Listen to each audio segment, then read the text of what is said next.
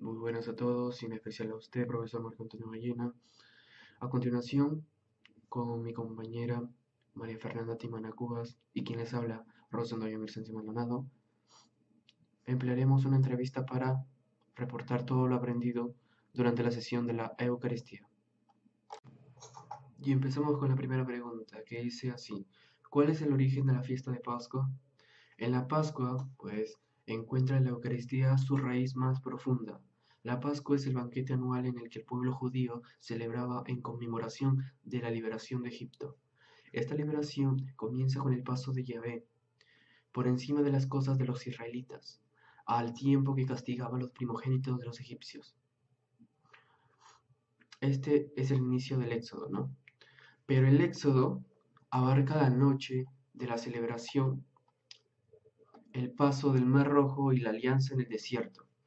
El Éxodo es el Evangelio del Antiguo Testamento, la buena noticia de un Dios que ha salvado a su pueblo y lo seguirá salvando en el futuro. Vamos con la segunda pregunta. ¿Qué es el memorial? El memorial es un concepto fundamental en toda vida de Israel, y en particular en la celebración de la Pascua. Tiene como finalidad recordar las hazañas que Dios hizo en el pasado y ponerlas así ante los ojos de Dios, de modo que Él recuerde, actualizando la salvación concedida de Israel.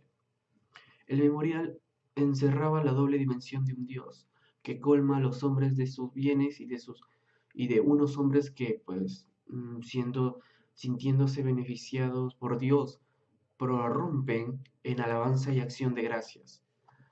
Y así, pues, el memorial era una lectura del pasado salvífico realizado por Dios en favor de su pueblo, por lo cual el pueblo la alababa, al tiempo que sentía cómo actúa la presencia, cómo actual, pues, esa presencia salvadora de Dios siempre fiel. La tercera pregunta dice así: ¿qué es el sacramento de la Eucaristía? Y además de ello, nos formulamos también la siguiente pregunta: ¿cuál es la naturaleza y excelencia de la Eucaristía? La Eucaristía en sí es fuente y cima de toda la vida cristiana. Los demás sacramentos, como también todos los ministerios eclesiales y las obras del apostado, están unidos en la Eucaristía y a ella se ordenan, pues, ¿no?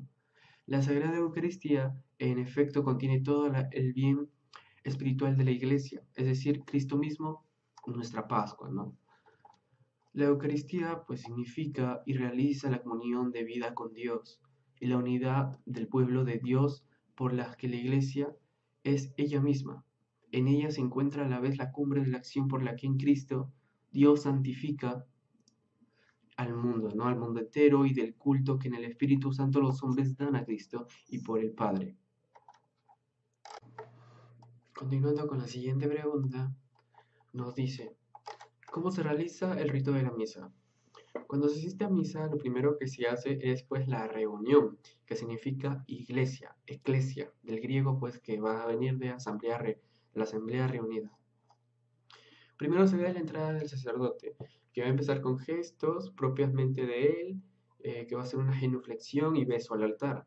La misa se celebra, pues, justamente en un altar, y pues ese altar debe ser con dimensiones altas, ¿no? Presidido por un crucifijo, que es imprescindible. La inclinación del sacerdote es el primer acto de adoración y reverencia. Rito introductorio, que le sigue a ello, ¿no? Después de la entrada del sacerdote, que es la señal de la cruz que indica nuestra fe en la Trinidad. El sacerdote, pues, va a abrir sus brazos y va en señal de saludo, ¿no?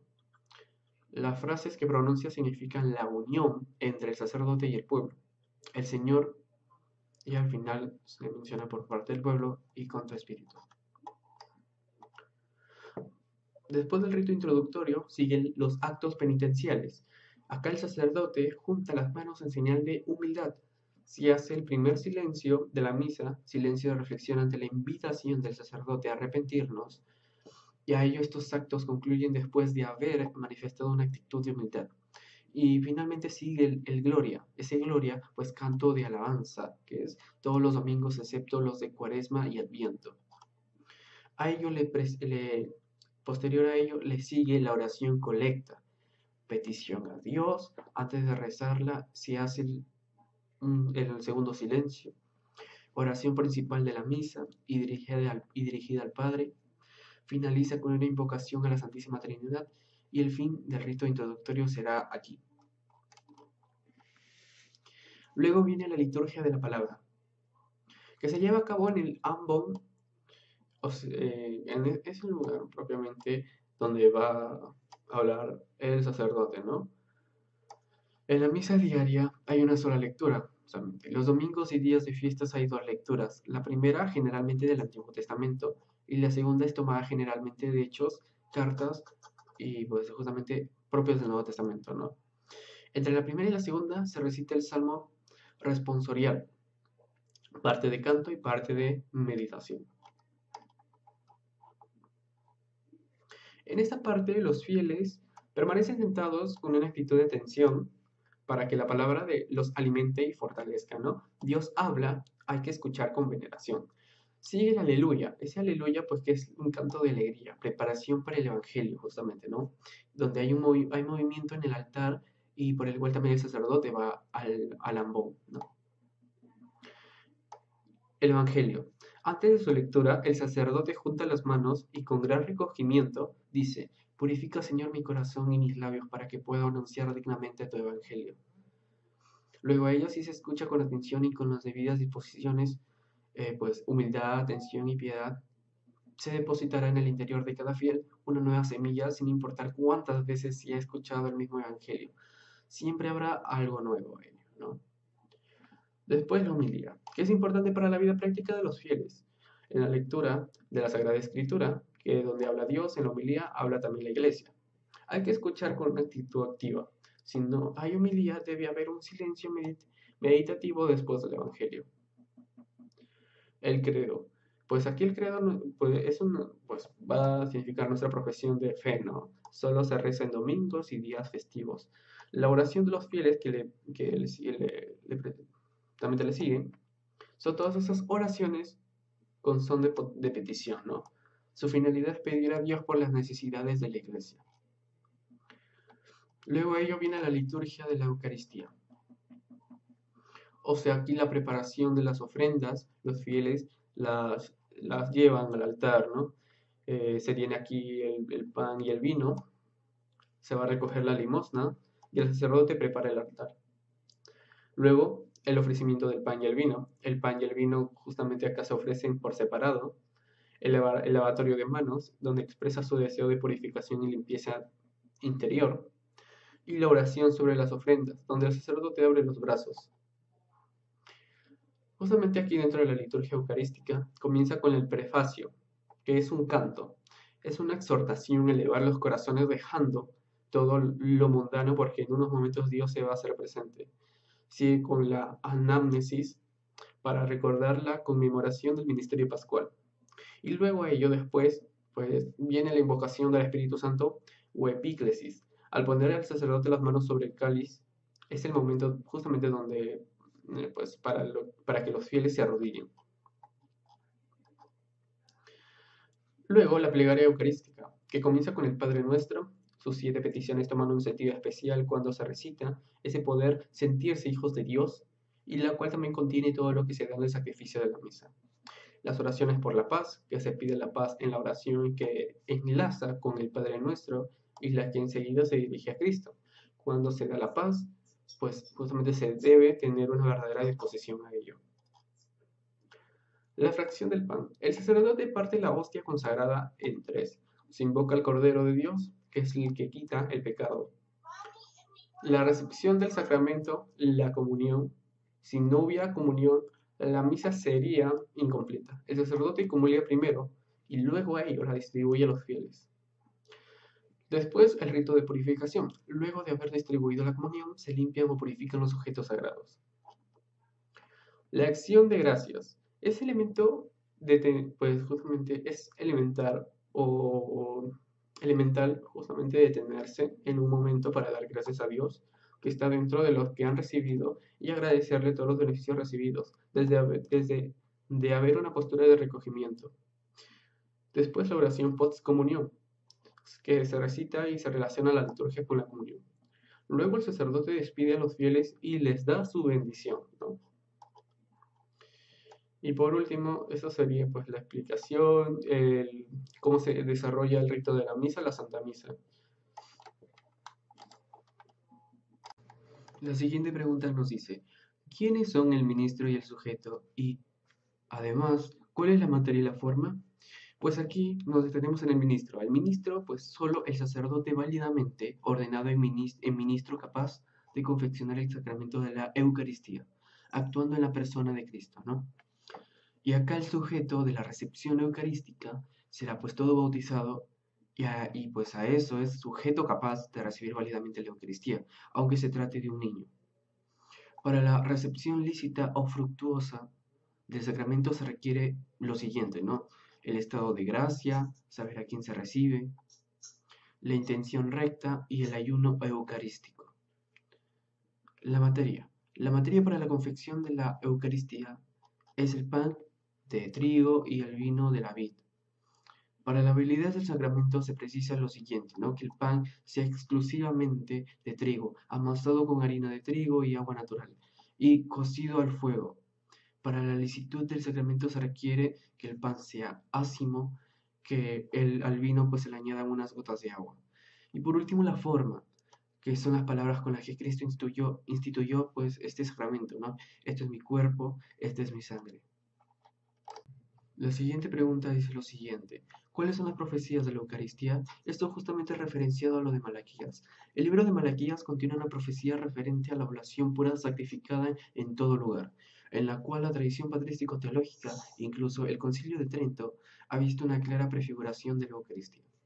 Malaquías aquí surge como una época de relajación religiosa. El culto en el templo se realizaba con tanta negligencia que Malaquías condena a los sacerdotes y a todo su servicio, pues, y al mismo tiempo que ve el horizonte de la esperanza de la era mesiánica, ¿no? Por tanto, comienza exponiendo la predilección divina por Israel. Y pues justamente esto agregado o expresado en Malaquías capítulo 1 del versículo 1 al 5 para pasar a la recriminación de los pecados de los sacerdotes, ¿no? Esta predilección divina por Israel, que desprecian el nombre de Yahvé y ofrecen pan inmundo y víctimas viciadas e imperfectas para los sacrificios, con tales dones por de las cuales no se puede agradar a Yahvé. Ahora, ¿a qué nos referimos con el sacrificio en Israel? Pues el sacrificio aquí va a ocupar un puesto central en el culto israelita, como en casi todas las religiones antiguas, pues particularmente el sacrificio que tiene lugar en la fiesta judía del Yom Kippur es impredecible por comprender la carta de los hebreos, que presenta el sacrificio de Cristo como único y definitivo sacrificio de expiación por los pecados, realizado por su propia sangre, con la cual entró en el santuario celeste de una vez por todas. También puede darse esta descripción del sacrificio israelita, que es una acción ritual, ordinariamente la destrucción pues, de un objeto o de un ser vivo mediante la que el hombre trata de entrar en contacto y pues estando también en comunión con la divinidad para rendirle homenaje justamente o hacerle propicia, satisfacerla o para protegerse de su cólera y descartar influencias peligrosas o nocivas. Tenemos acá dos tipos de sacrificios. Sacrificios cruentos, ¿no? Donde pues se derrama sangre, ¿no? En ese sentido, pero los holocaustos, sacrificios pacíficos o comunión. Sacrificios de expiación. Y los sacrificios incruentos, sin sangre, son oblaciones de frutos provenientes del campo. Estos sacrificios son ofrecidos ordinariamente como un complemento pues, de los sacrificios cruentos, ¿no? ¿Cuáles son los tipos de Eucaristía? Tenemos 5 tipos de Eucaristía. Tenemos el sacrificio de Abel, que lo podemos encontrar en el libro de Génesis, en el Antiguo Testamento. Es evocado por la carta a los Hebreos, capítulo 11, versículo 4, donde es presentado como modelo de fe, en virtud de la cual sus sacrificios fueron aceptados por Dios. Segundo tipo de Eucaristía, el sacrificio de Abraham, que también lo encontramos en el libro de Génesis, Antiguo Testamento, que es evocado por San Pablo y por San Juan, justamente, ¿no? Que se trata de la misma actitud de Abraham que entrega a su hijo único a quien amaba a la muerte, ¿no?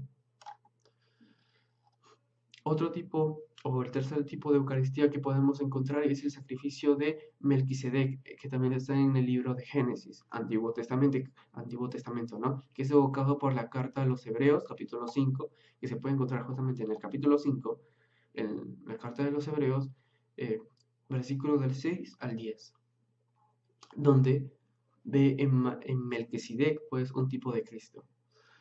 Cuarto tipo de Eucaristía, que tenemos el Cordero Pascual, que lo podemos encontrar en el libro de Éxodo, también en el Antiguo Testamento, y es evocado por San Juan, que se encuentra pues en el Evangelio de San Juan, capítulo 1, versículo 29, donde la Iglesia y toda tradición han visto en Cristo el nuevo Cordero Pascual que libera con su sangre a todos los hombres de la esclavitud del pecado, ¿no? Y de la muerte eterna, constituyendo al mismo tiempo al nuevo pueblo de Dios, a través de la alianza nueva y eterna, él y Dios Padre, ¿no? Que sella con su sangre. Y por último tenemos el maná, que está pues justamente ubicado en el libro de Éxodo, Antiguo Testamento, lo expresado ahí, lo que tiene que ver con el maná, evocado por San Juan en el Evangelio de San Juan, capítulo 6, versículo del 26 al 58, donde Jesús se proclama el pan de vida bajado del cielo. Bueno, respondiendo a tu pregunta, la cual es ¿cuántas veces se puede recibir la Eucaristía? Bueno, te digo que la Eucaristía, según lo recomendado, es que se comulgue lo más menudo posible, siempre que se haga con las debidas disposiciones, claro está, ¿no? Comulgar, como ya antes se había mencionado por el profesor, viene a ser comulgar un acto sublime o el acto más sublime de nuestra vida, porque la comunión nos hace uno mismo con Jesucristo. Digamos que nos unifica, para decirlo de esa manera, ya que Él nos alimenta. Siendo Dios el que es infinitamente rico, es sabio, poderoso, no pudo darnos un regalo más grande que lo que es la Sagrada Eucaristía. Y a su vez Jesús manifiesta su amor infinito a través de esta, ¿no? Que es dándose a sí mismo como alimento de nuestra alma. Este desea que nos acerquemos a menudo a lo que es la Sagrada Eucaristía. Por eso es de que la viene a instituir bajo las apariencias de lo que se conoce como pan y vino, para indicarnos que siendo este alimento más usado para la conservación de la vida corporal, y así debe serlo la Sagrada Comunión para la conservación de la vida espiritual. Ahora, la pregunta es, ¿por qué no hacerlo los que tienen la posibilidad de hacerlo? Pero para excusarse, algunos dicen que no son dignos de comulgar con frecuencia. Pero la única, digamos así, indignidad que se podría tener para comulgar viene a ser el pecado mortal. El que lo tiene, pues debe de quitarlo cuanto antes. ¿Cómo? A través de la confesión, ¿no? Otros por cuestiones que no son justificables, alegan que la obligación de comulgar es solo una vez al año, lo cual pues por obligación se podría entender de esa manera. Sin embargo, lo recomendado es de que se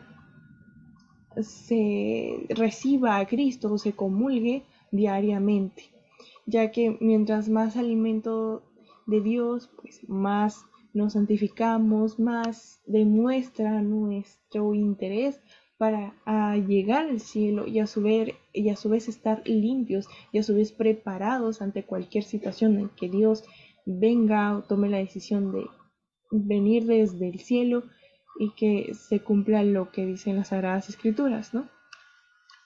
Debemos contentarnos, digámoslo así, con lo estrictamente necesario para la vida del alma, puesto que eso se dice, ¿no? Eso es lo que se cuestiona, puesto que el alma vale imponderablemente más que el cuerpo.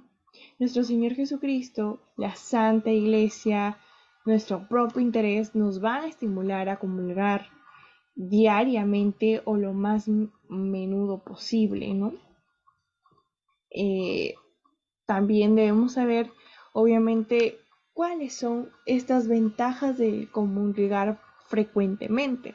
Y en realidad uno es que nos va a asegurar la salvación del alma, lo que quiere decir que quien comulga con frecuencia vive habitualmente en gracia de Dios, pues con dificultad se va a cometer lo que se conoce como pecado mortal. Y si alguna vez tiene la desgracia o comete el error de hacerlo, se va a reconciliar pronto con Dios por la misma constancia en la que se ha mantenido, por la sagrada comunión, por la sagrada Eucaristía. Ahora, otra ventaja viene a ser que se gana grandes premios para el cielo, ¿no? En este caso, Dios va a conceder la vida presente para que aquellos que ganen méritos y premios para la eternidad. Todas las obras buenas, como sabemos, son agradables a Dios, pero consideradas en sí mismas, unas son mucho o tienen mucho más valor que otras. Los verdaderamente ricos para Dios y felices vienen a ser los cristianos que son disciplinados o son fervosos, son los que, digámoslo así, oyen misa, son los que comulgan diariamente, y esa es la suerte que hemos de envidiar, ¿no? ¿Por qué no decirlo? Santamente, y procurar hacer lo posible para obtenerla, para alcanzarla. Ahora también, ¿qué nos permite la Eucaristía? La Eucaristía nos va a permitir satisfacernos. ¿De qué manera? Pues del todo o en parte, porque existen las penas temporales, ¿no? Que son por razón o por motivo de los pecados, y estas van a aliviar, digamos, a las benditas ánimas del purgatorio. Ahora, el gran medio para llegar a alcanzar esos objetivos viene a ser el escuchar la misa, el comulgar todos los días o lo más frecuentemente posible, y el cristiano al oír la Santa Misa va a examinar su conciencia. De esta manera lo va a hacer. Y si no tienes pecado mortal y estás en ayunas, pues hazlo. Si tienes las posibilidades, hazlo. Y procúralo.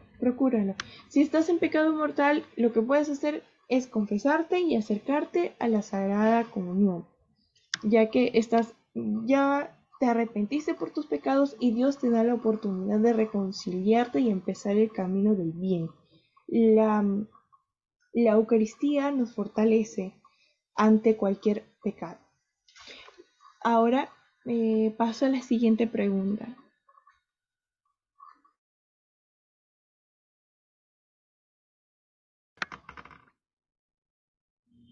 Bueno, respondiendo a la siguiente pregunta, la cual ¿es obligatorio recibir la Eucaristía? Desde mi punto de vista te puedo decir que la Eucaristía viene a ser la fuente y cima de toda la vida cristiana. Lo viene a ser un todo. Se tiene entendida como la prolongación sacramental de la encarnación.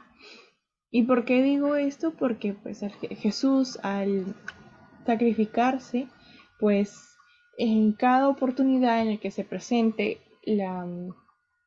digamos, el sacrificio, o donde se invoque a que suceda la transustanciación de lo que se conoce como simplemente pan y como vino, se convierta en lo que es en el cuerpo y sangre de Cristo.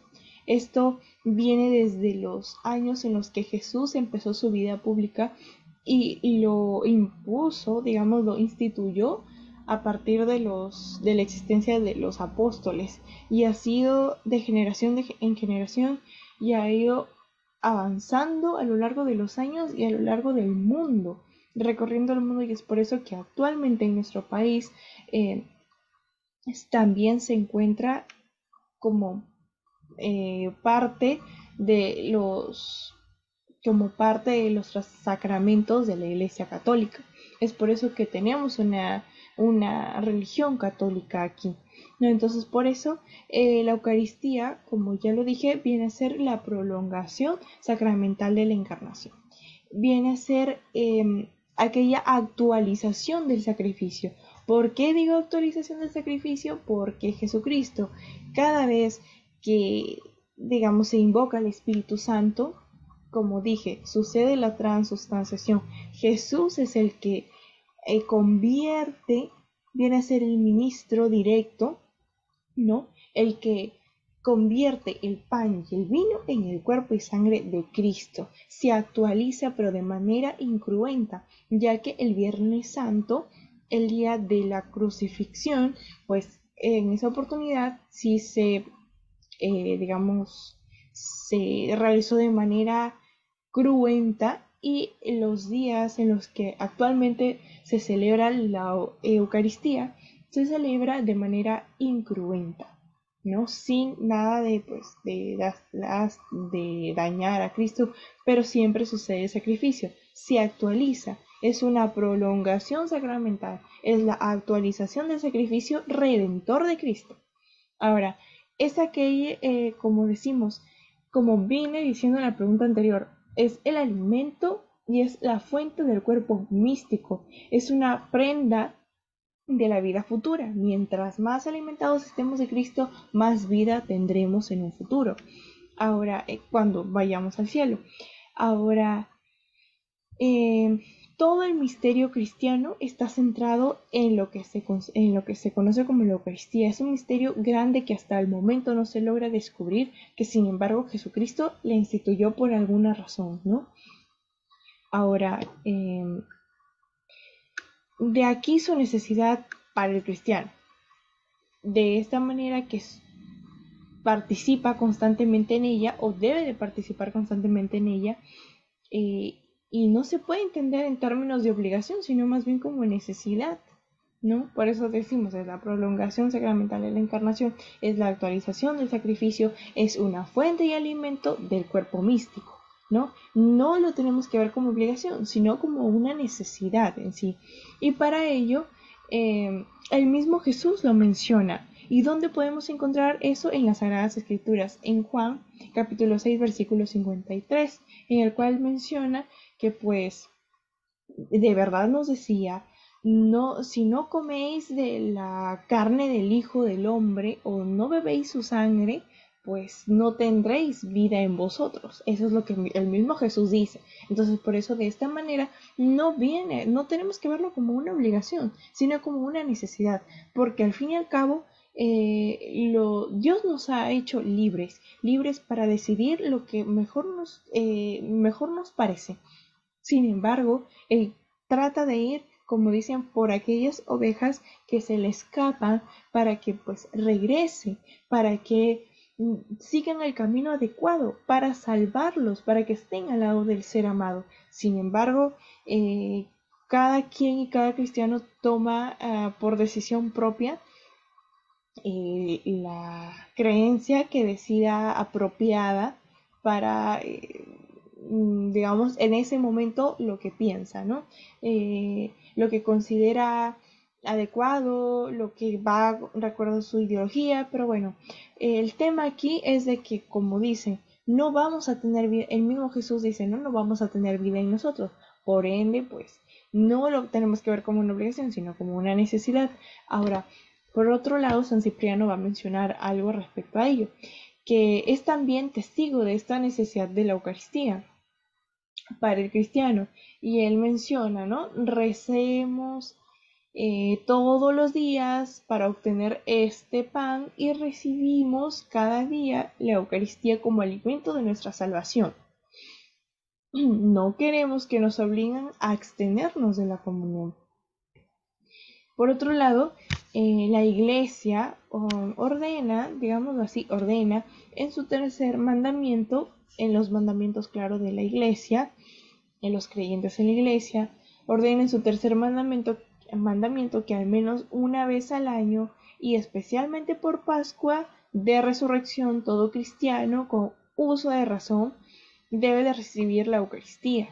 Ahora, también hay obligación de comulgar cuando se está en peligro de muerte. En el caso de la comunión se recibe de modo como, digamos así, como viático, que significa la preparación para el viaje de la vida eterna. Espero haber respondido a tu pregunta. Sigamos.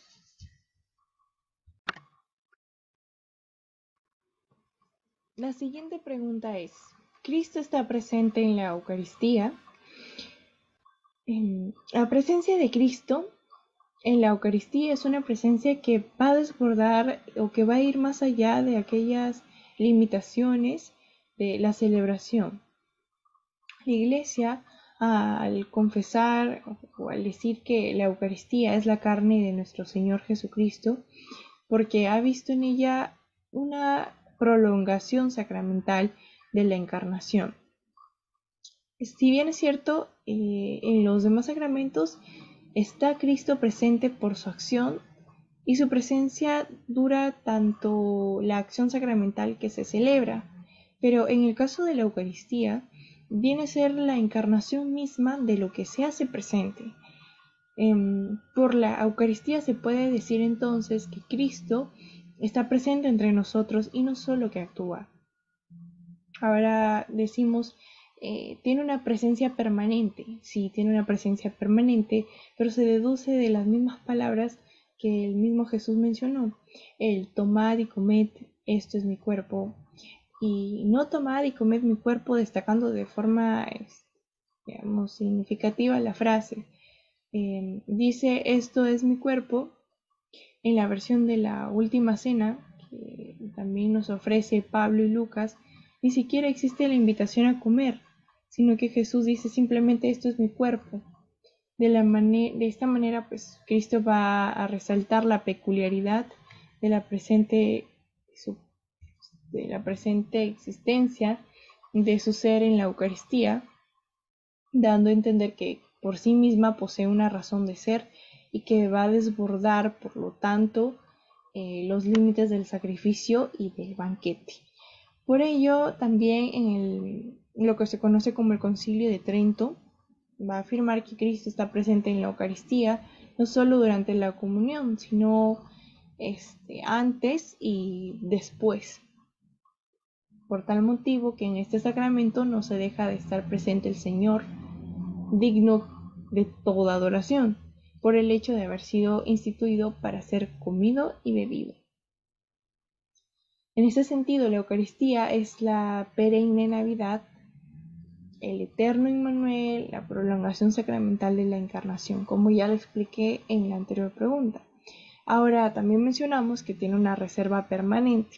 ¿Eso qué quiere decir? Para ello mencionamos a Cirilo de Alejandría, el cual nos va a mencionar que Cristo no se va a alterar ni se muda su cuerpo, sino que va a perseverar en él o va a perdurar lo que es la fuerza, la potencia y la gracia vivificante. También vamos a mencionar respecto a la reserva a Pablo VI, que nos dice que pues durante el día los fieles no deben de omitir el hacer la visita o acudir al Santísimo Sacramento, que debe ser guardado, reservado en un lugar digno o dignísimo, con estas palabras, con el máximo honor de las iglesias, digamos en un lugar que pues solamente está asociado o está relacionado, otorgado solamente para reservar la Eucaristía. Conforme también a las leyes litúrgicas, puesto que la visita es prueba de gratitud, significa también un signo de amor y a su vez un deber de adoración a Cristo allí presente, pues en realidad tanto en el día y en la noche está en medio de nosotros y va a habitar con nosotros, lleno de gracia y de verdad. Él va a ordenar, en ese sentido, pues Jesús ordena las costumbres, va a alimentar las virtudes de los hombres, consolará también a los afligidos, fortalece a los débiles va a invitar a su invitación todos los que se acerquen a Él, a fin de que pues con su ejemplo aprendan o imiten a ser mansos y humildes de corazón, y a su vez a buscar no solo el bien propio, sino las cosas o todo la finalidad o el plan que tiene nuestro Dios Padre, ¿no? Cualquiera pues que se dirige al augusto sacramento eucarístico con particular devoción y que se esfuerza con amor y a su vez con prontitud y generosidad a Cristo, que Él nos amará eternamente e infinitamente, va a experimentar y comprenderá en realidad lo que quiere decir la Eucaristía, no sin grande gozo y aprovechamiento del Espíritu. Cuán preciosa sea la vida escondida en Cristo, en Dios, cuánto valga entablar conversaciones también con Cristo. Hay que tenerlo en cuenta porque solamente Él nos puede dar esa suavidad para pues, sentirnos en comodidad de expresar todos aquellos sentimientos que a todo hombre aflige y a su vez es eficaz para recorrer el camino de la santidad, ya que Él es nuestro mayor ejemplo y de cierta manera pues Él nos va a guiar de manera efectiva hacia la luz y hacia el camino de Dios. Ahora, también hablamos del culto de adoración. En este caso, pues todos los cristianos tienen ese deber o todos aquellos que reciban la Eucaristía deben de adorar a Cristo. Y es pues una constante práctica por parte de la Iglesia, ¿no? Del adorar a Cristo que está presente en el tabernáculo, como así se le denomina al lugar donde están las sagradas Eucaristías. Esta adoración es consecuencia ineludible de que su presencia es real, es un deber y obligación de la Iglesia y de cada cristiano en realidad adorar a Cristo, ya que como sabemos si nosotros realmente tomamos conciencia de que Cristo tuvo que ser el que se ha sacrificado para que Dios nos diera pase o podamos ser perdonados por Dios, para que Dios nos diera pase a entrar al cielo o para que podamos estar con el ser amado, estar con Dios, fue su único hijo de Dios, el único hijo el que se sacrificó para pagar nuestras deudas. Entonces, en ese sentido, es lógico que todos los cristianos y todos los católicos vean como una obligación el adorar a aquella persona que ha dado todo por nosotros y que nos sigue amando a pesar de todas aquellas de aquellos errores que venimos cometiendo diariamente, ¿no? Entonces, como dije, debemos de agradecerle a la condescendencia de Dios al estar presente entre nosotros. Por otro lado, San Agustín va a expresar este sentimiento cuando dice que no solo pecamos adorando la carne que Cristo nos da a comer, sino que pecamos no adorando. Pues, espero haber respondido la pregunta de acuerdo a a las cuestiones que tienes, ¿no? Sigamos.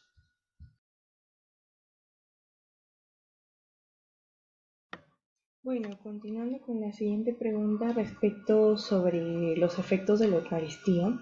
En primer lugar voy a hablar acerca de un efecto cristológico. Decimos que la Eucaristía va a representar pues para el hombre la máxima incorporación a Cristo, la máxima, en otras palabras, la máxima inherencia entre él y el hombre. Digamos que en las Sagradas Escrituras pues también se dice que el que come la carne de Cristo y bebe su sangre pues va a permanecer en él y él en él. De esta manera pues es como vemos que el efecto cristológico se hace posible en el hombre y tenemos ciertas fuentes las cuales mencionan respecto a lo ya mencionado. En este caso San Juan Crisóstomo menciona que así como el cuerpo tomado de la Virgen se hizo sola cosa con Cristo, así por este pan nos hacemos una sola cosa con Cristo. También en el caso de San Cirilo de Jerusalén, con otras palabras va a expresar que la misma idea que ya mencioné anteriormente, ¿no? Al decir que la Eucaristía nos hace corpóreos y consanguíneos también con Cristo.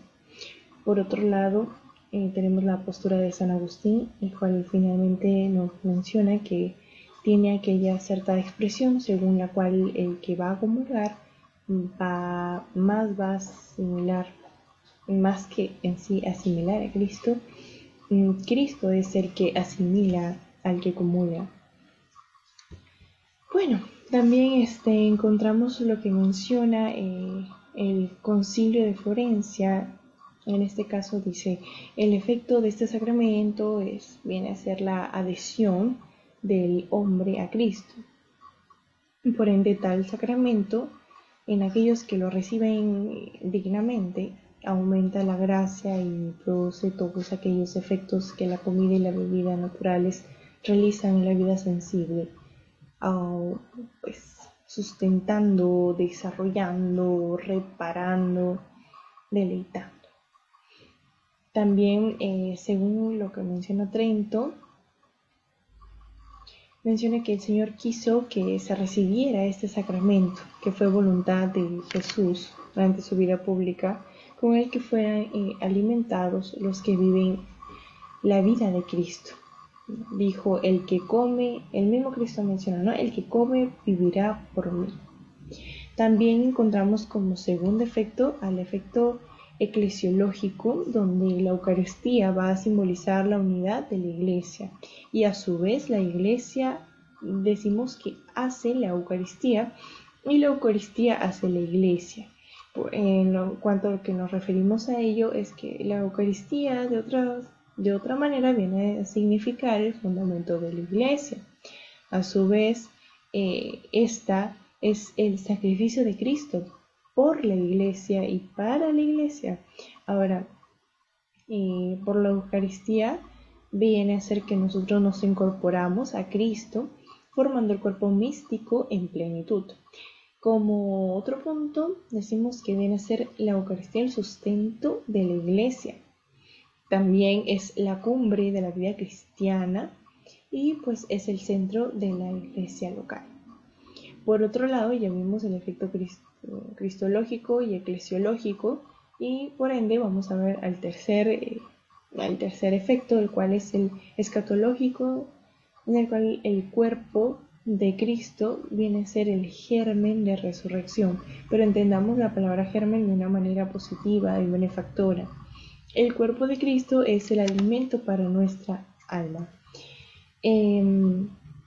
Espero haber resuelto todas tus preguntas y pasemos a la siguiente.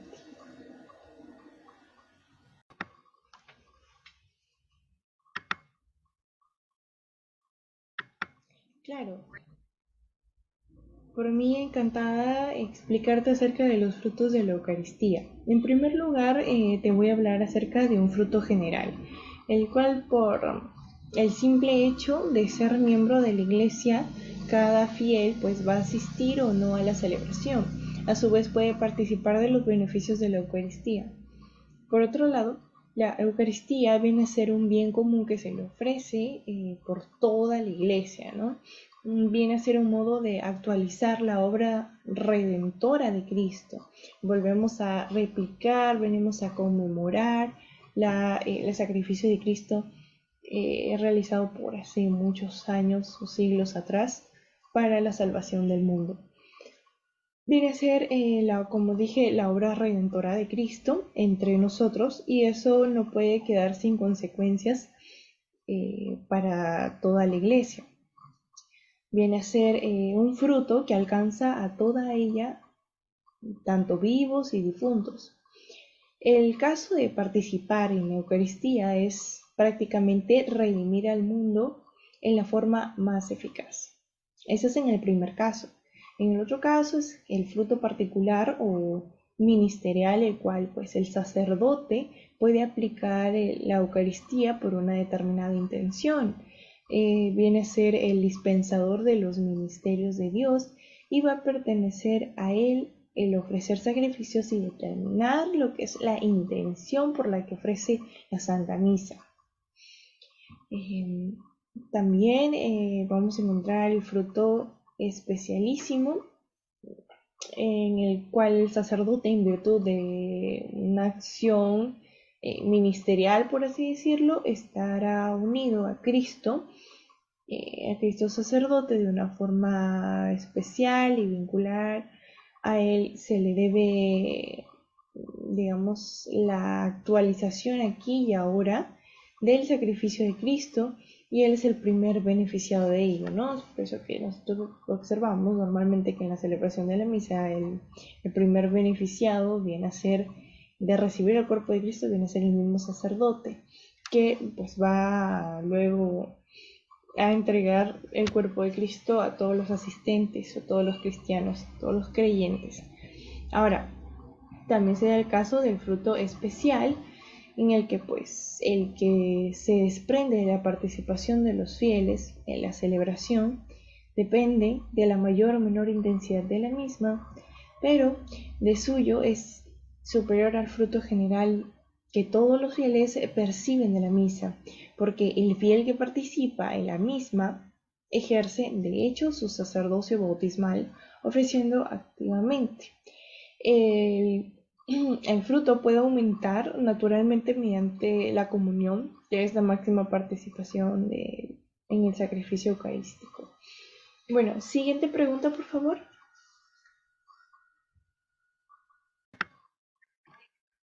Bueno, respondiendo a la siguiente pregunta respecto a cómo se celebraba antiguamente la Pascua o cómo se instituyó la Eucaristía en el tiempo. Bueno, en el contexto de la Pascua, los libros sinópticos con sus expresiones, el preparar la Pascua, el hacer la Pascua o comer la Pascua, están haciendo referencia al Cordero Pascual. Y el rito pascual es que pues el padre de familia iniciaba la celebración con la bendición a Yahvé por la fiesta de Pascua y por el vino que se tomaba en la primera copa a modo de aperitivo. Esta era la bendición, el tipo, con las siguientes palabras, ¿no? Bendito eres tú, Señor, Dios nuestro, Rey del mundo, Creador del fruto de la vid. Después de purificar las manos, se traían lo que eran las lechugas amargas, la salsa, o también conocidas como las mermeladas de frutas de color rojo. Se mezclaban las lechugas con la salsa y se comía una parte. Se llenaba una segunda copa y se presentaba, pero todavía no se comía. Posterior a ello se venía propiamente lo que se le conoce como la liturgia pascual. Entonces, al iniciarlos, de nuevo se lavaban las manos, se comía entonces lo que era ya el cordero con el pan ácimo, que se llenaba posteriormente otra copa llamada la copa de bendición, llamada de este modo, la llamamos o la denominamos de esa manera porque el padre recitaba la bendición sobre ella.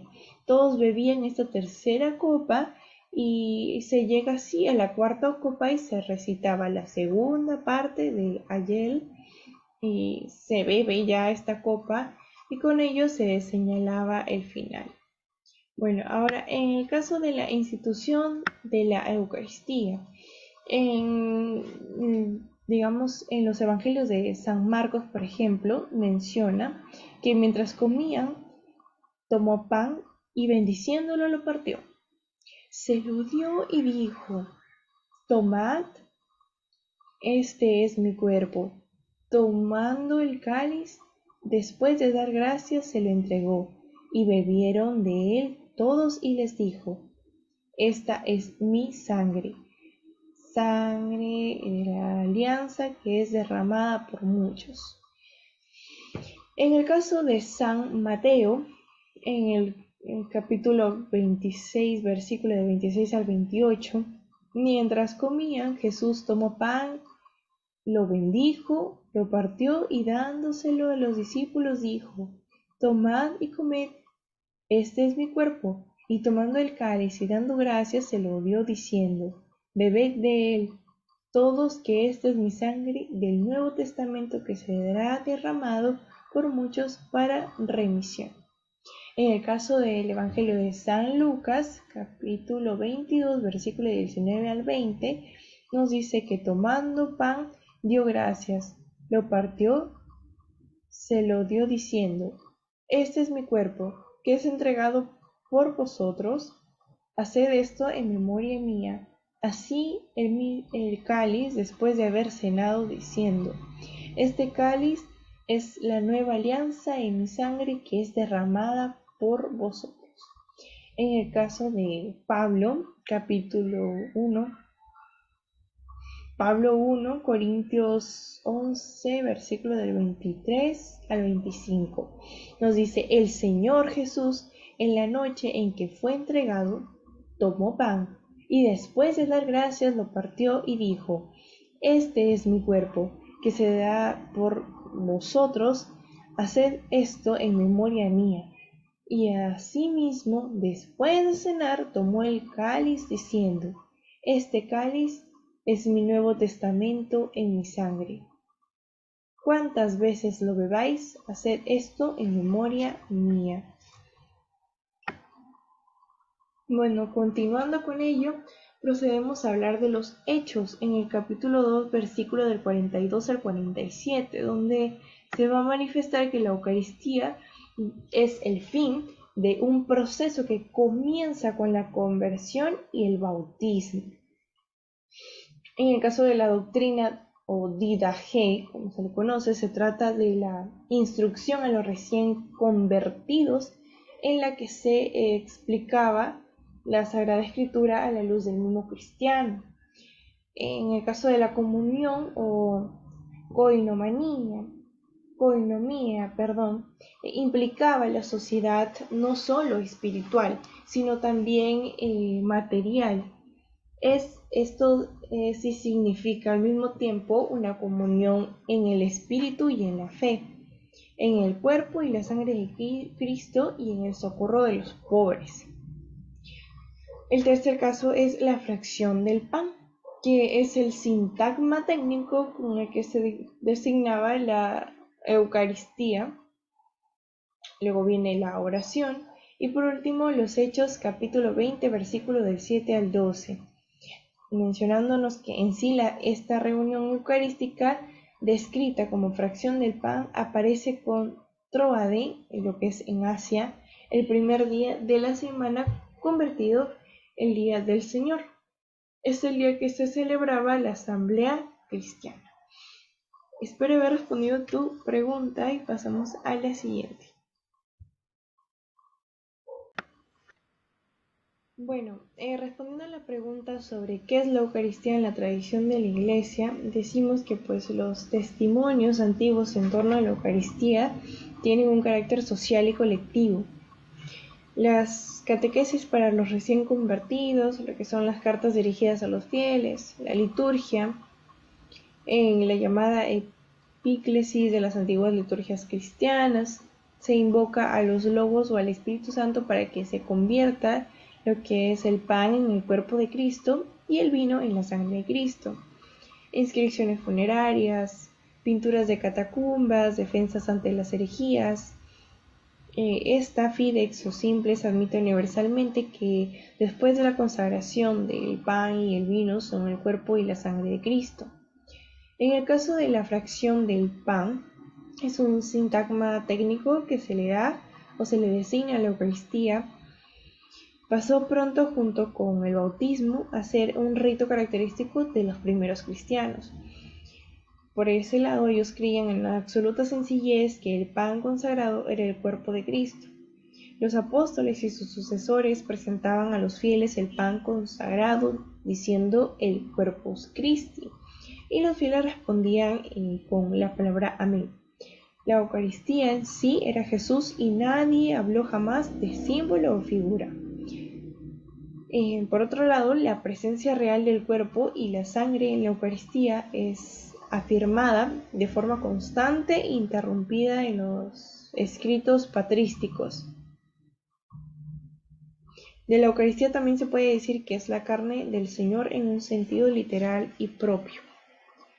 Bueno, ahora, en el caso del ministerio de la Iglesia, en el Cuarto Concilio Romano, en el caso de Berengario, pues el primer hereje sobre la Eucaristía, considerándola solo como un símbolo del cuerpo y sangre de Cristo, ¿no? Glorificado en el cielo, y que por tanto no puede hacerse presente en todas y en cada una de las hostias consagradas. El cuerpo de Cristo en el cielo y en la Eucaristía solo pues estaría de modo espiritual. En el caso también del cuarto litrán, los valdenses, los albigenses, petrucianos, los petrobucianos, los herencianos, los cátaros, que por aborrecimiento a la organización visible de la Iglesia y por reticencia de algunas ideas gnóstico-maniqueas, pues niegan el poder sacerdotal de consagrar y la presencia real.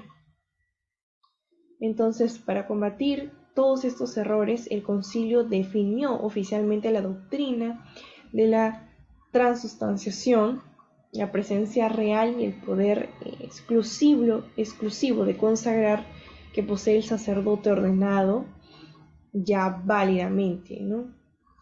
En el caso de la Constanza, Juan Wycliffe, que impugnó, digámoslo así, la doctrina de la transustanciación, enseñado que después de la consagración permanecen las sustancias del pan y vino, que es la teoría de la remanencia. La presencia de Cristo en la Eucaristía quedaba reducida a una presencia puramente dinámica. En este caso, el fiel cristiano recibiría entonces solo de manera espiritual el cuerpo y la sangre de Cristo. Por otra parte, la adoración de la Eucaristía sería pues un culto idolátrico, y pues la misa no habría sido instituida en sí por Cristo, ¿no? Eso es lo que se concluye. En el caso de Trento, pues la define como una presencia verdadera y real y sustancial de Cristo en la Eucaristía, ¿no? Como es lógico, estos tres adjetivos no se utilizaron por casualidad, sino que ya respondían al desempeño por salir de paso de los errores que hablaban de una presencia engañosa, o solo simbólica, ¿no? En el caso del CIF, se han recogido ya 3 pasajes grandes sobre la Eucaristía. Y pues en el ministro actuando como la persona Christi en las especies y en la palabra, o también llamado en el caso del Ministerium Fidei, que habla de una presencia por excelencia, porque Cristo en su totalidad está allí sustancialmente. Espero haber respondido tu pregunta y ahora sigamos con las que siguen. Muchas gracias. Bueno, continuando con la siguiente pregunta, la cual menciona que durante el sacrificio en la misa la presencia de Cristo es real. Bueno, el misterio eucarístico está básicamente descrito en la Biblia, en las Sagradas Escrituras, pero dada su enorme riqueza y la amplitud de sus contenidos, se requerirá pues la continua reflexión por parte de la Iglesia, que esta a su vez va a ser guiada, conducida por el Espíritu Santo para ahondar poco a poco en todas sus dimensiones. En este caso, la Iglesia misma no podía sospechar en un principio que en un poco pues de pan y de vino se hallase centrado en todo el espíritu redentor de Cristo, sino que lo tuvo que ir descubriendo paulatinamente o lentamente bajo la iluminación de ¿quién? Pues gracias al Espíritu Santo. Para ello vamos a mencionar a San Cirilo de Jerusalén, el cual escribía que el pan y el vino te aparecerán en un estado puramente natural, pero no nos detengamos exclusivamente ahí, sino que pues vayamos mucho más allá de la afirmación, acudamos a lo que es la afirmación del maestro y vayamos un poquito más allá, ¿no? Son más bien el cuerpo y la sangre de Cristo, de la manera en la que lo tenemos que apreciar e interiorizar. Ahora, en el caso de San Juan Crisóstomo, nos menciona ya que debemos de inclinarnos ante Dios y no le tenemos que contradecir exactamente, sino que aun cuando lo que Él dice pueda parecer contrario a nuestra inteligencia, pues observemos detenidamente esta misma conducta respecto pues, al misterio, no considerando solamente lo que cae bajo los sentidos, sino teniendo en cuenta también o atendiendo a sus palabras, porque su palabra no nos podrá engañar. Espero haber respondido tu pregunta, Rosendo. Sigamos.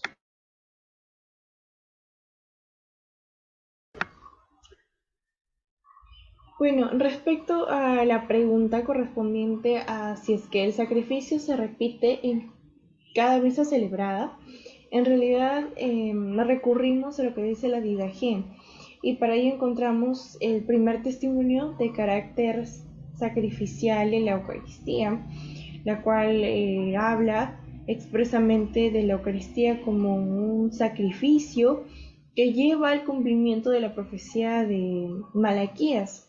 ¿Qué dice este? Bueno, menciona que en los principios del Señor reunidos parten el pan y dan gracias confesando antes vuestros pecados, y para que vuestro sacrificio vaya a ser puro, el que tenga algún disgusto con su amigo no asiste a la reunión hasta haberse reconciliado, a fin de que no se vaya a contaminar el sacrificio. Pues esto es lo que dijo el Señor, y eso es lo que está escrito en Malaquías, ¿no? Menciona, en todo lugar dice que se le debe de ofrecer un sacrificio limpio, porque soy yo un rey grande, dice el Señor, y mi nombre es admirable en las naciones. En consecuencia o en efecto de ello, pues vamos a encontrar también al testimonio de San Juan Crisóstomo. Él menciona que si es que acaso no presentamos oblaciones todos los días, ciertamente, pero al hacerlo lo hacemos en conmemoración de su muerte, ¿no? Y esta oblación es una, no muchas. ¿Cómo puede ser una y no muchas? Entonces ese es el cuestionamiento que se plantea, ¿no? Porque fue ofrecida una sola vez, como aquella que se ofrecía en el Santo de los Santos. Esta es de tipo de aquella, pues, simple, pues siempre vamos a ofrecer el mismo cordero. No hay hoy uno y mañana otro, sino que siempre él va a ser el mismo. Y en ese sentido, y por esa razón, mejor dicho, el sacrificio es siempre uno. De lo contrario, ya que se ofrece en muchas partes, tendría también que haber muchos Cristos, pero de ningún modo, sino que pues en todas partes es uno, el Cristo que está entero aquí y entero allí, un solo cuerpo. Así pues, o de ese modo, pues como Cristo que se ofrece en muchas partes de la tierra es un solo cuerpo y no muchos, así también es uno el sacrificio. Entonces de esta manera debemos entenderlo, es un solo cuerpo y no muchos, sino que viene a ser un solo sacrificio. En el caso de nuestro pontífice viene a ser aquel que ofreció la hostia que nos purifica y ahora ofrecemos también aquella misma hostia que entonces fue ofrecida y que jamás se consumirá. Esto se hace en memoria de lo que entonces sucedió. Como él mismo menciona, haced esto, dice, en memoria mía. No hacemos otro sacrificio como lo hacía entonces el pontífice, sino que siempre ofrecemos el mismo, o mejor, hacemos conmemoración del sacrificio. San Juan Crisóstomo es muy claro en mencionar estas palabras de que pues es un solo sacrificio, no es que sean muchos Jesús, muchos repetidos Jesús en diferentes momentos, o que son, digamos, como una copia de Jesús que se va propagando y multiplicando en a través del mundo, ¿no? Y en todo momento. No, sino que es un solo Dios y que pues solo a través de ese misterio que pues es Jesús, es solamente uno el que es un solo sacrificio, es el mismo sacrificio. Espero haber sido clara con las preguntas y pues haber respondido a ellas con